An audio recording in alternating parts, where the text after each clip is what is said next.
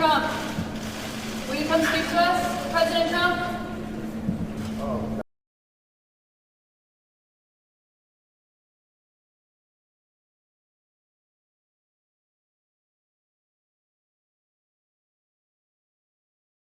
And I never thought anything like this could happen in America. Never thought it could happen. The only crime that I have committed is to fearlessly defend our nation from those who seek to destroy it. This fake case was brought only to interfere with the upcoming 2024 election, and it should be dropped immediately. Immediately.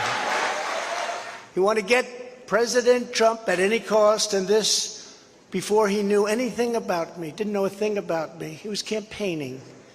As it turns out, virtually everybody that has looked at this case, including rhinos and even hardcore Democrats, say there is no crime and that it should never have been brought.